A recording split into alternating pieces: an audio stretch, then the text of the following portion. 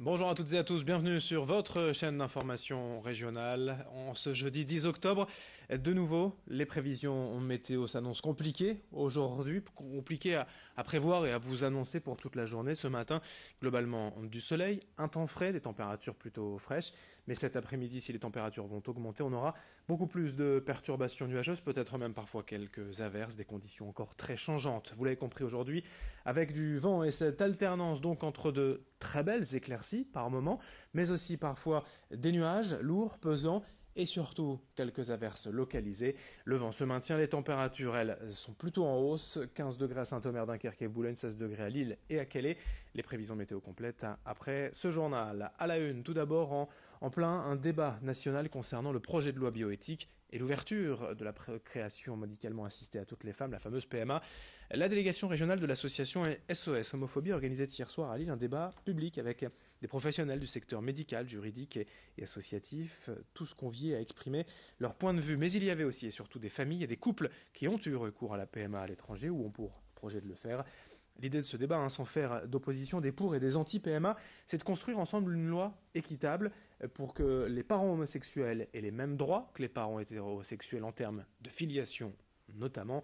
Explication avec Florine Curec et une responsable de la région de SOS Homophobie. Globalement, en France, sur la PMA, plus de 60% de la population est pour. On a eu des avis positifs de beaucoup d'instances différentes, donc le Conseil national consultatif des droits de l'homme, le Conseil national d'éthique, enfin il y a eu beaucoup de structures qui se sont prononcées pour. Donc oui, les mentalités évoluent. Après, c'est comme tout changement, ça crée de la résistance, et puis voilà, et les opposants, ils se font entendre. Mais nous, ce qu'on prône, c'est une société inclusive, c'est pas une société qui divise. Autre actualité, depuis plusieurs semaines, on doit malheureusement constater une hausse de la mortalité sur les routes de la région, notamment un été particulièrement meurtrier, si bien que les services de police et de gendarmerie sont plus que jamais sur le qui-vive. Hier, notamment avec cette opération de contrôle routier renforcée à Guînes, il faut dire qu'ici les habitants du secteur se sont plaints ces dernières semaines de voir les incivilités augmenter, notamment la vitesse en agglomération et le téléphone au volant.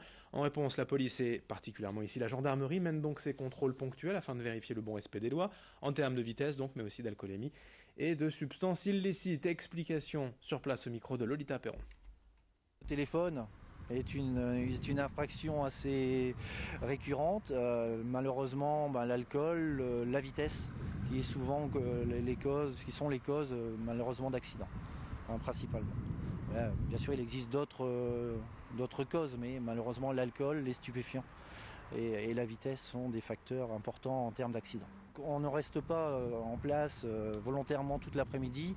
Le but, c'est de contrôler sur des axes où ils ont leur utilité, c'est-à-dire qu'il y a eu des accidents, il y a beaucoup de passages, montrer la présence aussi, prévenir tout accident, mais aussi contrôler sur d'autres axes, puisque dans d'autres communes.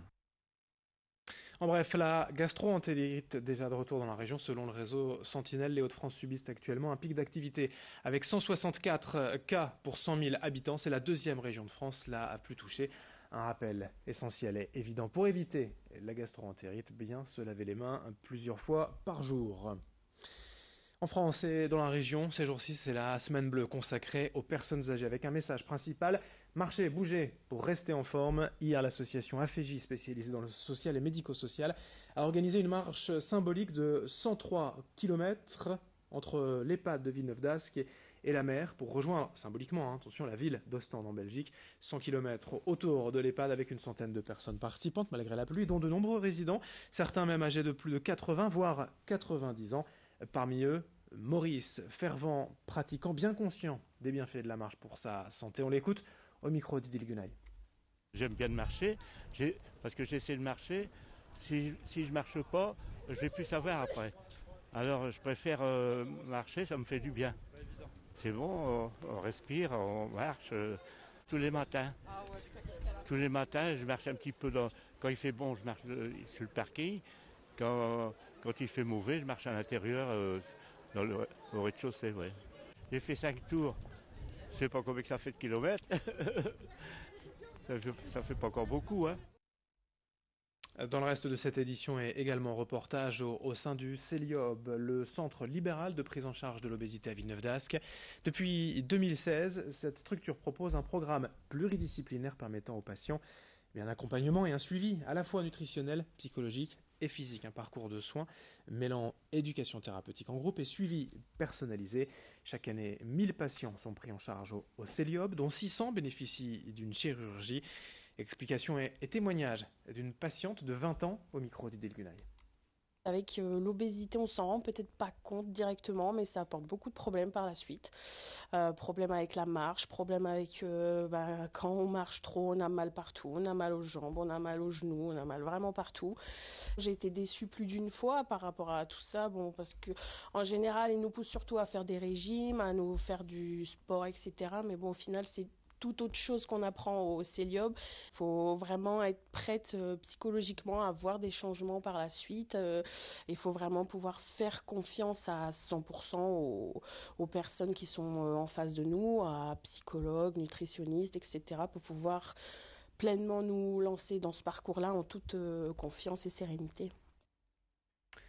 Et puis pour terminer, cette solution insolite et solidaire pour aider les personnes sans domicile fixe à occuper des logements vacants. Delphine Barthes, chef d'entreprise nordiste, a créé en juin dernier la plateforme Stirop qui met en relation des propriétaires de logements inoccupés et vacants avec des personnes vivant à la rue. Le concept, c'est de louer pour une période tremplin jusqu'à 6 mois, le temps aux personnes de se réinsérer, car le logement, souvent, d'avoir une adresse, c'est la base pour trouver une formation ou un travail. En parallèle, ces propriétaires de logements peuvent faire d'importantes économies, car selon la créatrice de Stirop, la location gratuite permet une défiscalisation à hauteur du montant des loyers normalement touchés. Explication complémentaire au micro d'Idil Gunay. Il y a 2 ans, j'ai rencontré une famille qui vivait à la rue sous une tente sur un camp de migrants à Lille.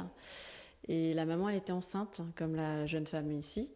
Et c'était juste hors de question que le bébé naisse à la rue, en fait. Et j'ai remué ciel et terre, j'ai réussi à les mettre à l'abri. Et la meilleure solution pour les mettre à l'abri, c'était un logement à prêter, parce qu'il était vacant depuis 3 ans. Et donc j'ai créé un nouvel outil juridique, un contrat de prêt de logement. L'histoire est partie de là, et 2 ans plus tard, c'est plus juste un projet. Il y a déjà 8 personnes foyers qui ont été aidées au départ, au tout début, en mode artisanal. Et là, depuis juillet, on est à la remise des clés du 5e logement tremplin.